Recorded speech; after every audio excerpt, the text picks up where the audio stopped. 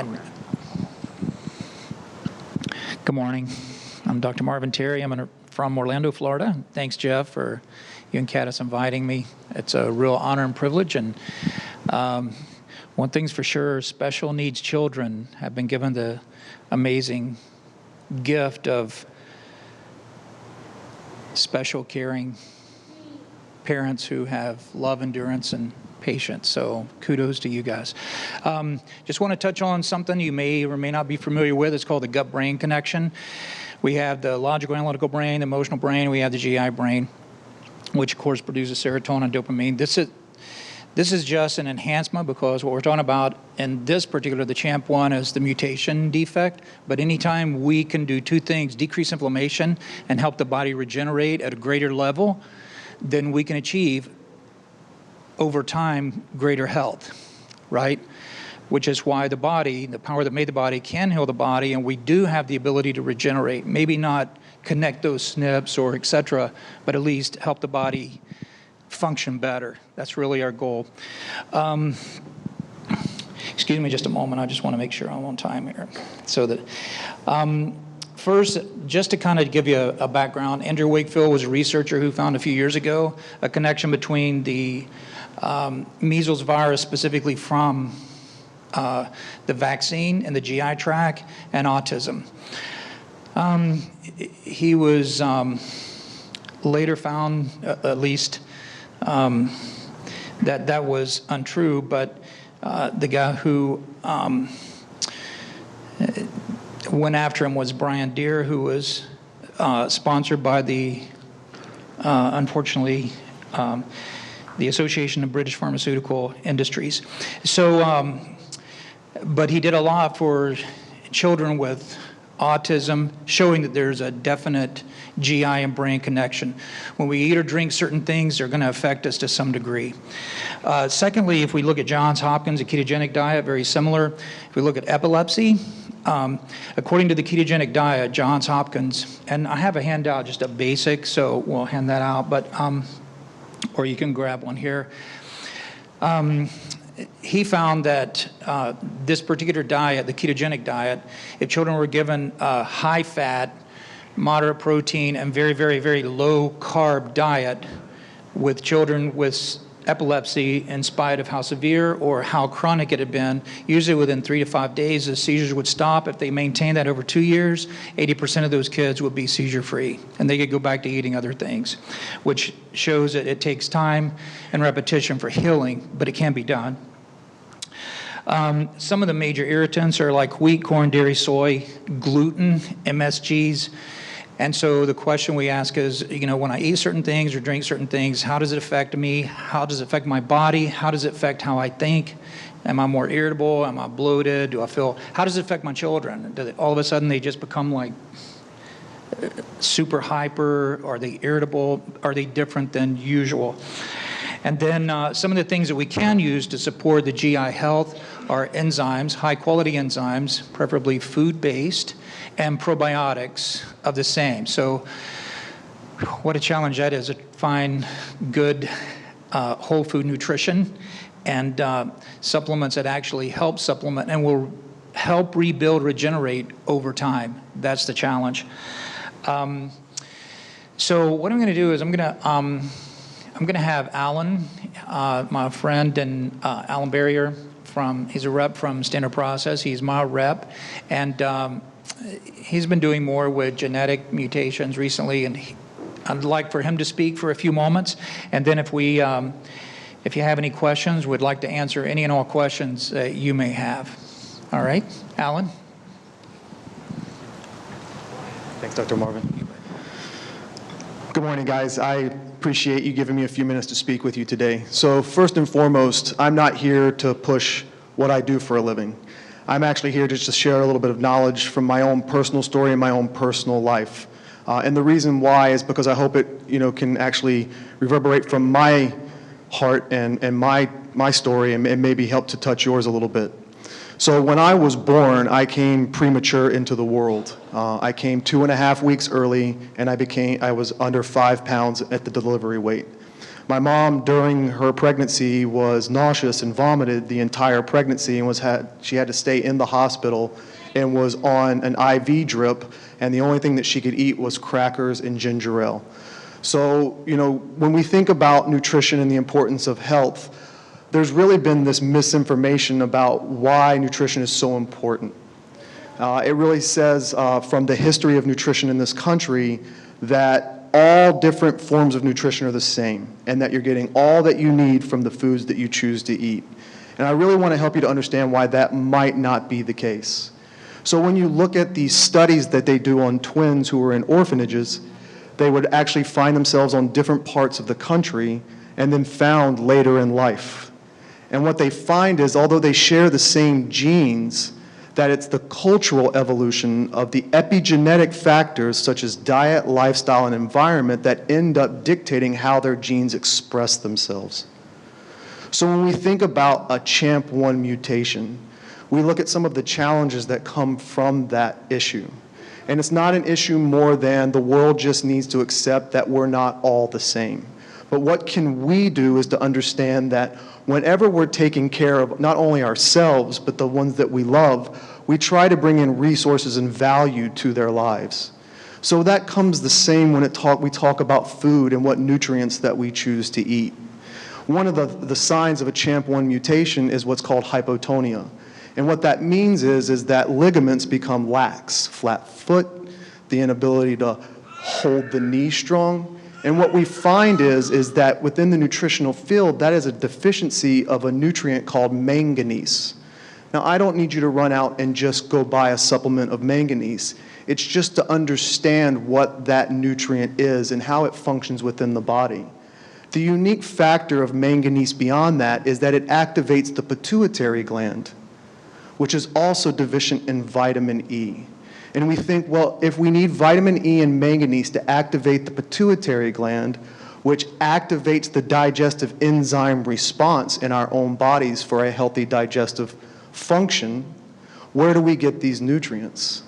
They come from things like green leafy vegetables.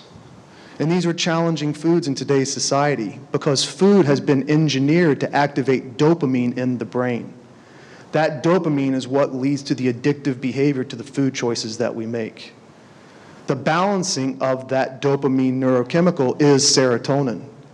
Serotonin is what makes us feel calm and happy throughout the day, just content. All of that serotonin, for the most part, is made in a healthy gut lining. Now, the unique thing about a healthy gut lining, it needs the nutrients to build serotonin. The number one amino acid for building serotonin is tryptophan. Again, I don't ask you to go out and buy a supplement of tryptophan. That's not the point. The best point is to find tryptophan in the food supply. Here's the challenge. Tryptophan is known as a heat labile protein. What that means, if you're cooking all of your proteins, you're destroying tryptophan in the cooking process. So we become deficient in that amino acid and decrease the amount of serotonin that we produce. This is what helps our children to calm and sit through the day in a normal manner when they have elevated serotonin levels. We also have to blunt that dopamine response. That's essentially where the ketogenic diet comes into the picture for the child. The body actually likes to burn ketones, which are the byproduct of fatty acid metabolism in our system. It produces 5 times more energy to the cells than a carbohydrate does. This is the reason why the body becomes so efficient at burning fatty acids and doesn't need those dopamine activating foods, those things that we all are subject to have a challenge with in our lives. This is not about anything more than understanding these are truths within the nutritional understanding of how our bodies work and the importance of getting these nutrients from the food supply. One of the nice things about that vitamin E factor that I talked about to activate pituitary function, it comes from butter. Organic, even pasteurized butter is 10% vitamin E. Where else do we get vitamin E? We actually get it from wheat germ. Once again, here comes the challenge of why processed food comes along. When you pull the wheat berry from the soil, you have 1 to 2 days before that oil goes rancid. Rancid oil in the early days of food processing caused colon cancer in test animals. So we cannot get vitamin E from those sources. They have to be processed and given certain things to keep their shelf life so that we don't develop the diseases of eating those foods. But then we have to understand, where do we go back and get those nutrients that we so greatly need? You know, when we talk about some of the gut-brain connection, when you think about the neurons that are in the stomach, you have more neurons in your stomach than you do in your spine. So essentially, the second most concentrated part of your nervous system is in the stomach. That's what we hear about in the research when we think about something called the gut feeling, or your intuition factor. Now, when you look at that information, that's the same concept of you all should be a student here and not a follower. I'm only here to bring you information. Being a student allows you to apply your own intuition and make the best decisions for you and your family. But you can't activate that intuitive factor unless you have a healthy stomach. That's the same thing that we want for these children. When we think about this mutation in the SNP, it is a part of their life now. That means that in the first 19 months of their lives, they're going to make the gray matter of their brain at that time. The brilliance is they don't make the white matter or the prefrontal cortex until their teenage years. Now we need to understand that that's what gives them the better executive decision capability as life goes on. They get that from essential fatty acids, keeping inflammation down in their body, reducing the excess dopamine levels, and this is where a whole food-based diet, when you look in the research, the true scientific research, is what helps us to benefit the best brain building and longevity factors for a healthy life experience. These are those epigenetic factors that we can control. Now, I don't want to get on a tangent of anything that's considered to be extreme, but you also have to understand the potential of maybe reducing exposure to things like sodium fluoride in the diet. And the reason for the reduction in sodium fluoride is it has a tendency to calcify the pineal gland in the brain. This is not me with some sort of conjecture up here to tell you this, other than to let you know that they actually see calcification in the pineal gland. Why that's important? It's a part of what they call your chronobiology, your sleep-wake cycle. Your pineal gland makes melatonin. This is what helps us to sleep positively through the night. When we have excess fluoride in our diet, we blunt the function of our pineal gland. Then we have to find factors to help resorb the calcium deposits that develop in our tissue beds, including that area of the brain. Again, it doesn't mean go out. We can't get away from sodium fluoride today. It just means be cognizant of it in your environment and try to reduce its exposure as much as you can. It should not be something that you go chasing. The reason for that is if you want fluoride that hardens the teeth, calcium fluoride is naturally occurring in tea. You can have them drink herbal teas, add a little bit of medium chain triglycerides, coconut milk. I won't go into the route of saturated fats, but if those of you here believe in the ingestion of saturated fats, you do have to remove the carbohydrates for them not to be negative in the body, so the ketogenic diet, but you can use a heavy cream, a little bit of heavy cream to make the tea more palatable for the child. That way they can actually start to get those naturally occurring molecules in their diet as well as what they're choosing to drink as you're trying to replace some of these sugary drinks. I will touch on not eating organic as well. When we think about organic foods, the reason why we choose to eat organic is to reduce the exposure to glycophosphates. Again, not me up here trying to platform against pesticides. It's to say that there's true science that shows that our exposure to glycophosphates open up the tight junctions in our intestines and cause us to begin absorbing certain molecules into our bodies that become inflammatory to our brain. So as you hear, well, there's no difference between conventional and organic. There is. It's just that they're able to take conventional foods now and inject minerals and vitamins, which I won't even get into the conversation of the difference between those vitamins and how nature makes them, but it's the lack of exposure to glycophosphates. Those become important when you're choosing these foods. That's why these foods, wheat, corn, soy, dairy, become allergenic to the body, because these glycophosphates open up those tight junctions, and the proteins from these foods are what get into the bloodstream, and now your immune system has to activate an antibody to deal with that protein, and that's what you see as autoimmune disease to these diets. So it's important that you start to try to also go for more organic foods. The beauty in eating organically, you actually eat less. When you eat on a ketogenic diet, when you're eating greens and mineral-rich foods, the amount that you ingest actually goes down. And that's not a bad thing.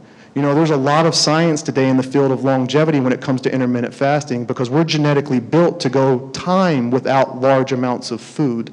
So if we're getting a lot of empty calories in our diet, especially for the child, these things are going to increase dopamine, cause frustration, reduce serotonin, cause autoimmune attacks in the body, as well as decrease brain output. So we really want to think now that our diet truly does play a major role in the quality of our life experience. So I will share with you that Dr. Marvin Terry is a very established, well-trained practitioner here in Orlando, Florida, when it comes to the nutritional input to the body. He spent an entire career gaining this knowledge, and he now shares that across all of his patient base. I would hope that if you don't have the chance to work with Dr. Marvin here locally, that maybe you can find someone in your local marketplace that can help to share this message as well. This is not to dismiss any sort of other medical treatments that you're taking. It's to say that there are other factors in our lives that we have to address to make sure that we can have the best epigenetic expression of our life. I want to say thank you guys for letting me speak with you today. And if you have any questions, I have no problem answering them.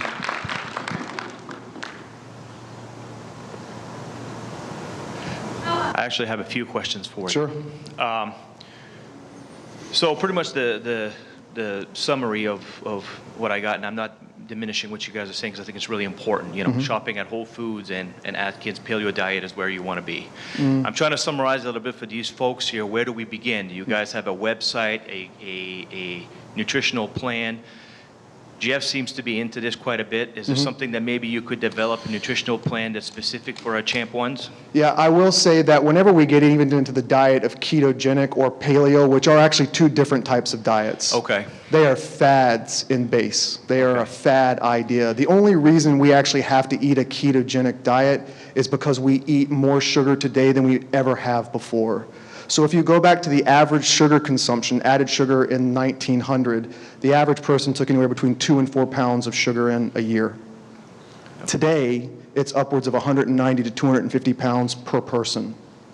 So the ketogenic diet only was born out of this idea of reducing the amounts of added sugar in our diet. So as your question comes, where can we go for some ideas? You said it right on, there's so much crap out there. Sure. Where do I go to get something that's more evidence-based and more supported by our medical community? Absolutely. You say ketogenic diet, I think of Atkins, I think of paleo, I think of pasta bad, meat good, and green vegetables and everything else. So how do you come up with something more comprehensive that's backed by science and not just my neighbor telling me about it? And I agree with you 100%. There's many books out there like Keto Clarity. There are ideas that you can get Audible. You can listen to these books. They're all scientifically researched, scientifically based, and they give you guidelines on how to apply these in your life. But I also want to share with the science, if the idea is willful blindness and cognitive dissonance to the truth, we have to understand that ultra-processed foods equate to 90% of the added sugar that we choose to eat.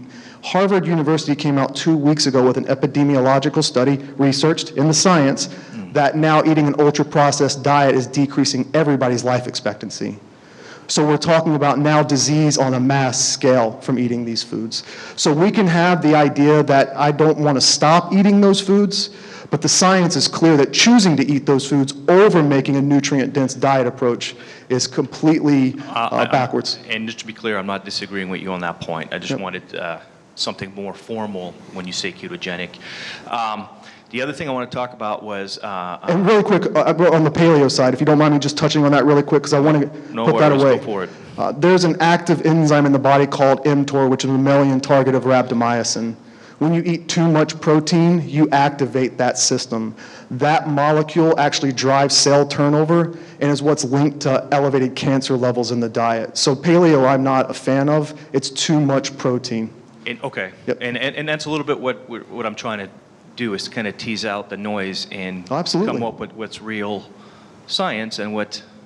I'm the same way. It's the same. And okay, the other thing I wanted to talk to you about was I heard a few times you're against supplements, but Oh, no. I think of probiotics and there's this new one now called prebiotics, Yep. which I believe work hand in hand. There's actually a few doctors that I personally work with that have developed a few supplements. Naturally, you want to say, oh, they're trying to sell you something, but it's actually been pretty effective with me to try to get off PPIs or Prilosec. Yep. Mm-hmm. And in order to have a good gut flora, can you achieve this with supplements, or are you strictly saying food base? Well, I only had 15 minutes today, so I'm sorry. that's the okay. Great. Yep. So what we have to understand when it comes to our gut microbiome, first and foremost, that every time you eat something, that food immediately begins transitioning the chemicals in your gut. So either your stomach wants to burn fatty acids, it wants to burn proteins, or it wants to burn carbohydrates as a primary fuel source. Yes, when you choose to eat nutrient-dense foods, your gut microbiome transitions into those type of bacteria that want to feed on that, release those nutrients into absorption, and then begin sending those signals to the brain. You think it can't be achieved with a supplement? It would have to be mainly food. And when I think of probiotic foods, I think of fermented foods. Yep. I think of, well, we eat sauerkraut, but... That's a perfect food. Yeah. I live up in Maine. We make our own sauerkraut. Great. Farmers and all that. But I'm just fascinated with this. Finally, so I don't steal the show here. Glyphosates. Very important for people to understand. What's the commercial name? Roundup. Yep. And so this is what we're putting on our grass, is what we're putting everywhere. And I think it's been linked to lymphoma, I believe. And so it is being debated in court. And I think as worldwide, it's being investigated by the WHO, and I think we're pushing it out from being commercially used. So I think it's so people don't go panicking because glyphosate's everywhere. Yeah, I think the one thing I want to say is that not eating organic, if you choose not to, you're just exposing yourself to more glycophosphates than your body can actually defend itself against. So it becomes an inflammatory process to the body. One of the things I wanted to say was I wanted to bring information here today that didn't tell you how to buy a supplement. I work for a supplement company. I own a business of a supplement company. So I didn't come here to sell you those supplements. I wanted to give you advice on certain dietary approaches that you could take that were beneficial on an everyday basis without feeling as though you had to do it from supplements. But do supplements work? Absolutely. But here's the issue when it comes to supplements. Synthetic supplements and whole food supplements are two totally different things. Yep, the science is actually very clear in that area of science that shows that it's the optical molecular spin of a molecule, which is the difference between a generic medication and a first-generation drug, and the reason why generic drugs are not as effective as the first generation. Nature has a brilliant ability to put these molecules together in a way that they spin on their optical axis the proper way to receive at the enzymatic receptor of your cells to cause the cells to function at their full growth and development ability. So whenever I'm telling you about supplements today, I hope that you don't leave here going down to the pharmacy or a health food store and just saying, I just need that molecule. It really does come to the importance of whole foods, and that's what ends up causing the transition of the gut, the physiology of the body, and changes the way where our brains think. And that's essentially what we're ultimately trying to do. One of the things I will share with you, if you feel this is a challenge to have your child to stop eating so many carbohydrates because they won't stop eating them, once you give them more fats in their diet, over 2 to 3 days, and it happens to you as well, when you choose to stop eating carbohydrates, your body transitions from burning carbs as a primary fuel source to burning ketones. That transition is why people quit. It's hard, frustrating, makes your head hurt, makes you want to sleep, makes you want to be away from people. But that's the reason why most people stop doing it. I'm sorry. Oh, I don't mean to steal the, you Yeah. said ketones. Should we monitor those so we don't cause any type of kidney damage or whatnot? Those are Right. things I'm concerned about with these ketogenic diets, in the name, ketones. And in the past, I've used pea sticks to Yep. sort of be able to test the ketones in it. But when I'm doing this with my child, I just want to make sure that I don't, it's a dance. And you want to make sure that you're doing it correctly and you're not causing any kind of kidney damage. And I wanted you to speak a little bit more about that. Absolutely. So this is not a meat and cheese diet. I don't want you guys to leave here thinking that the ketogenic diet is all I got to do is eat meat and cheese, because he's absolutely right. That will increase the acidity of the body if that's all that you choose to eat. But when you eat green leafy vegetables, you get bicarbonates in nature that neutralize the ketone acids. So I will say this, just to kind of give you guys an idea on these things, is that when you look at research back in the 1950s coming out of Switzerland, what they tested was the idea of eating raw foods and cooked foods. And what they found is when you eat nothing but cooked foods, you increase immune inflammation in your body. When you eat nothing but raw foods, you have no immune inflammation activity in the system. But when you ate 50% raw and 50% cooked, you had no immune activation in the system either. So you can have a piece of cooked chicken on a bed of lettuce with oil and vinegar and goat cheese and things of these nature with walnuts, and try to find those foods that are satiating but full of these minerals that neutralize ketone acid. The idea of diabetic ketosis just means your body no longer has the ability to metabolize sugar, and you build up the acidity from that. That's a cellular degeneration versus a dietary change into ketones as a fuel source. I did the keto diet very strictly for 6 months, and I probably lost 40 pounds Congratulations. doing it. So my concern, though, putting my son on it, is how can he be on it? And we don't want him losing weight. Right. So that's a great point, especially for children. When we think about the ketogenic diet, that doesn't mean that they go on no carbohydrates. The average human can handle anywhere between 50 and 75 carbohydrates a day. Now, we think about that as a very low number, but when you're eating things like steel-cut oats and brown rice, you actually get slower burning carbs that you don't have to eat much of, that will help to build serotonin activity in the brain, making them happier to have those carbohydrates, but they're not going to necessarily lose weight. And I know it's anecdotal, but I will say that it's true in the realm of fitness in ketosis, in the science of fitness in ketosis. I personally added 17 pounds after going on intermittent fasting and ketogenic dieting. So what the body wants to do is go into a form of homeostasis, which is the system balancing itself. So for some, having more fatty acids will increase calories, which will actually cause the weight to come on the body in a way that it's more balanced and not storing as fat cells. The reason why carbohydrates lead to elevated fat tissue is that once you store all the sugar that you can in your liver and your muscle cells, your body has to begin converting all of those carbohydrates into triglycerides. Those triglycerides activate VLDL activation in your liver, which means it's starting to make bad cholesterol. To carry the triglyceride around the body to store it as fat tissue, either as visceral fat around your heart or intestines, or as adipose tissue. So when we remove the carbohydrates, the only thing that we're burning is adipose fat. It's only in starvation that we end up burning our muscle tissue. So we don't want to reduce calories. This is not a calorie restriction diet. I can tell you that even in the longevity, you'll hear about intermittent fasting, calorie restriction, and ketogenic dieting. Calorie restriction means your immune system won't be fed. your bone marrow won't be fed. It is not good to starve oneself, plus your metabolism goes down.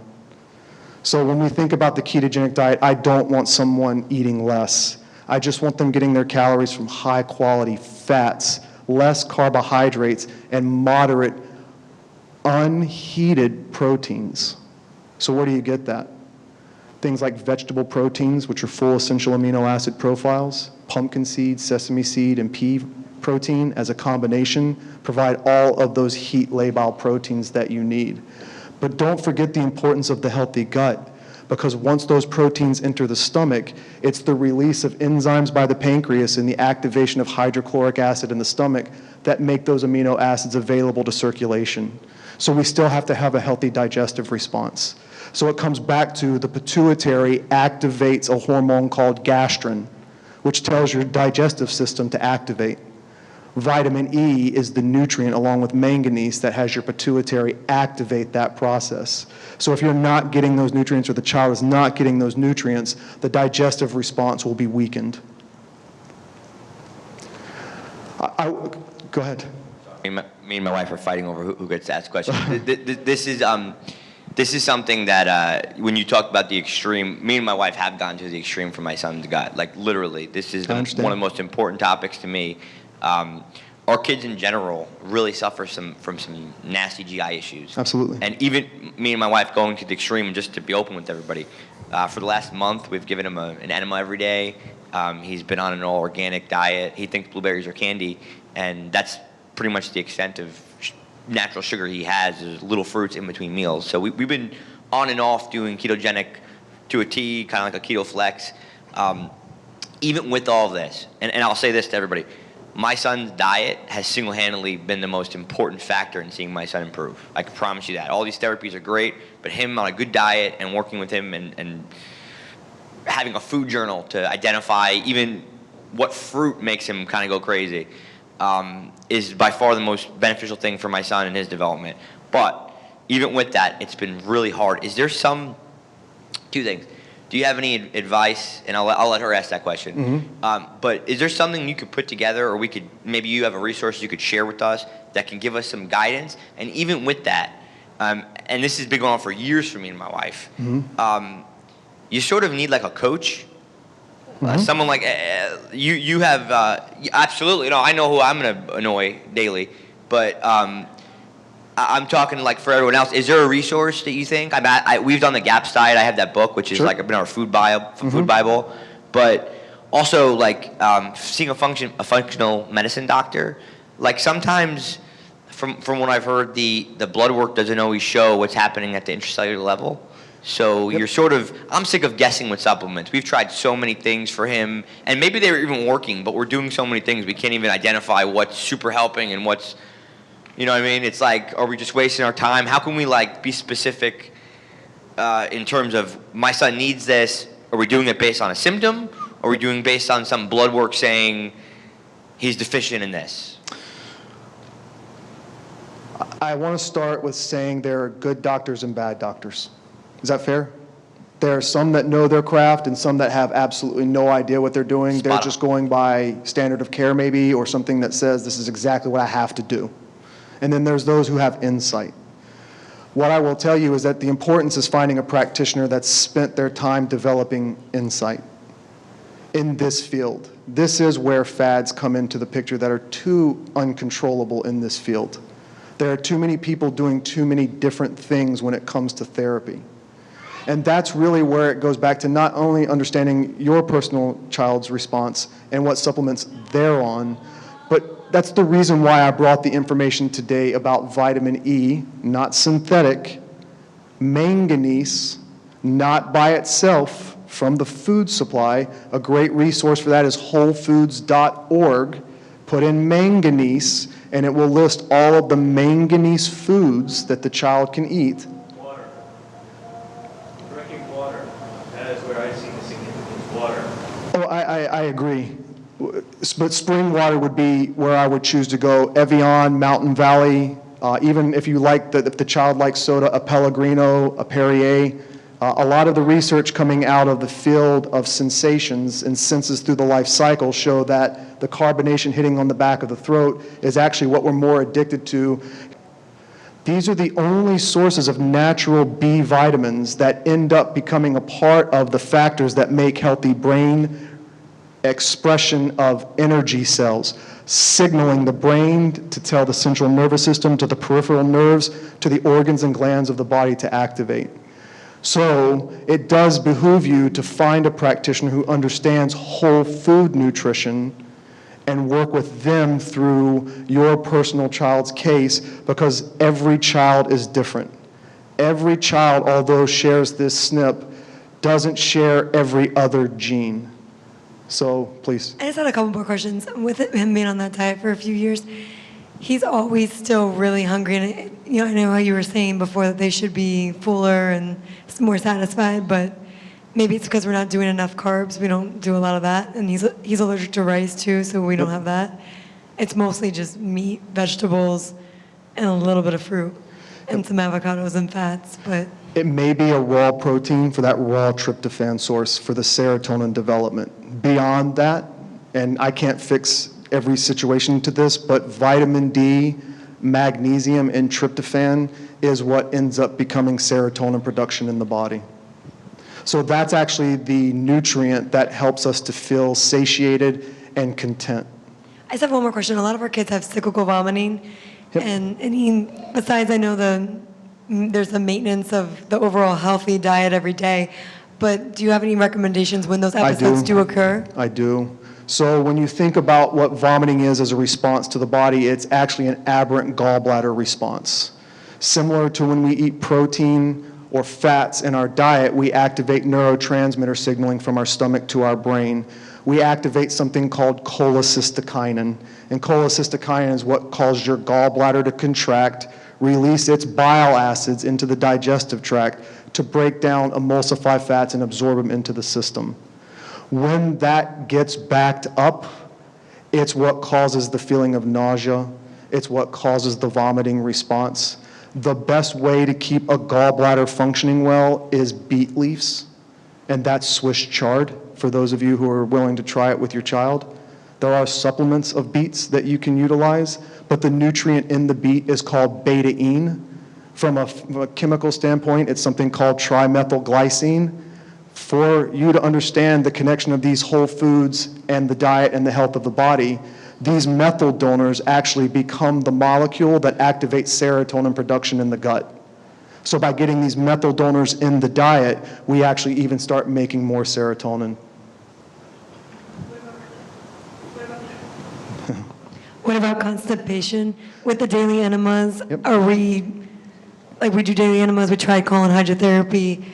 With the daily enemas, are we dehydrating him? Is that unsafe, especially for young children? Any other suggestions naturally that we could help our kids that have severe constipation? Yep, so that goes back to eating things like sauerkraut, miso, tempeh, getting those fermented foods in the diet. Also soluble fiber, as he was talking about, which is known as a prebiotic fiber. That's actually the part of the fiber that doesn't cause the bulking in our stool. That's what feeds our bacteria. That comes from things like, if the child's not allergic, legumes, different types of tubers like sweet potatoes are great for soluble fiber sources. But at the same time, the bile production that comes from the gallbladder is actually what decongests the intestinal lining and causes the stool to move through. So it's all connected back to these whole food concepts that feed the body. It's a lot of information, guys. I've been doing this for over 10 years. So I don't expect you guys to talk to me for 30 minutes and feel very comfortable. That's why I really would. If you have the opportunity to work with Dr. Marvin, he's the best I know here in Orlando. He can definitely help you, but we can also possibly direct you to someone in your local marketplace. I just wanted to add with the cyclical vomiting and constipation. So my little guy, he has both. And something that we've actually really found helpful was magnesium chelate, and it helps with his mood, it helps with sleep, and it helps with keeping things moving because he has low motility. Absolutely. And so that has been super, super, super helpful. And they make it so it dissolves and is sweet, and we actually add it to his smoothies. So I highly recommend magnesium chelate. If I can yeah. help with that, just to understand, lactate, citrate, glycinate, these are all base molecules holding the magnesium ion. So the body just digests the citric acid, it burns that off and leaves the magnesium available to be absorbed. So it's more important not to use magnesium oxide. That's actually a very bad form of magnesium, but we would supplement magnesium to the diet. That's a great point. But one of the greatest sources of natural magnesium in nature is Swiss chard, which is beet leaves, which is rich in beta-ene, which leads to serotonin production, gallbladder function. So I'm telling you that whole foods are built for all of these health factors that we're running into, as long as we can commit ourselves to making those choices. If not, supplementation is definitely the next place to go. How do you cook beet leaves to get kids to eat them? I get that. I'm going to like blend them up and put them in his G-tube, but not every kid You know, a has G-tube. Vitamix would be the best place to start there. Vitamix. Yep. Okay. I really would. I'd become creative in trying to add those to shake preparations that you have for the child, just to start getting them in the diet. I wouldn't necessarily always go to juicing, and the only reason I say that is that we actually need the fiber, the soluble fiber that he was talking about before, the prebiotic. So when you use a Vitamix, you actually put the whole plant in, and it will actually burn it into a fluid that you can either add something like a green apple or a pear to. A NutriBullet, yep, absolutely. And you can add the supplements, especially if they're whole food-based supplements, to that.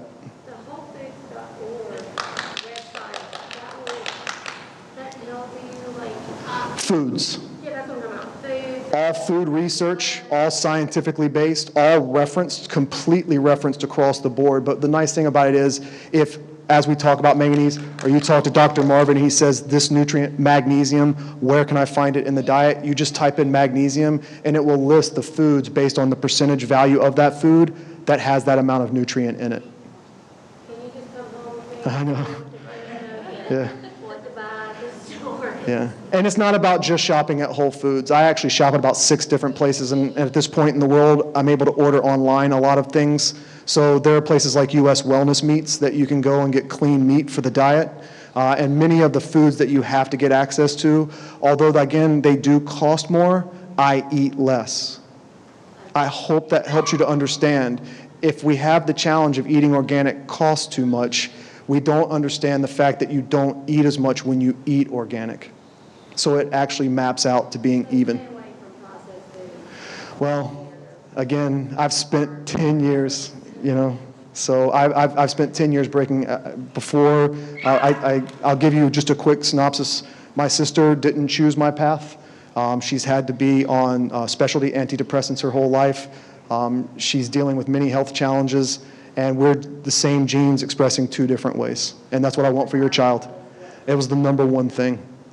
But look, it gets back into the field of psychology. You can buy the book, it's called Willful Blindness. You can choose not to see it. We can have holes in our vision and not accept it.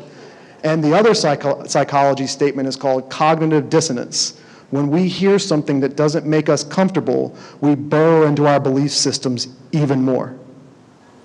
I'm here to share knowledge with you, and that's the only reason, but I ask you to be a student, skeptical, research it for yourself, but I hope I was able to add some value to your knowledge today. Absolutely.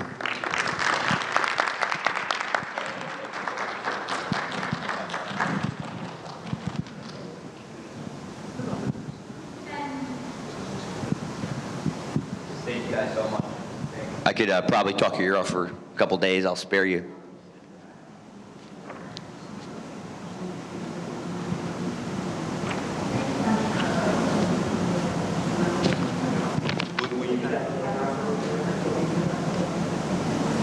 Okay, guys, they're gonna hang around for a few minutes in case you want to come find them real quick. But hey, guys, this is just the last thing we're doing until we meet back here and kind of end this conference formally.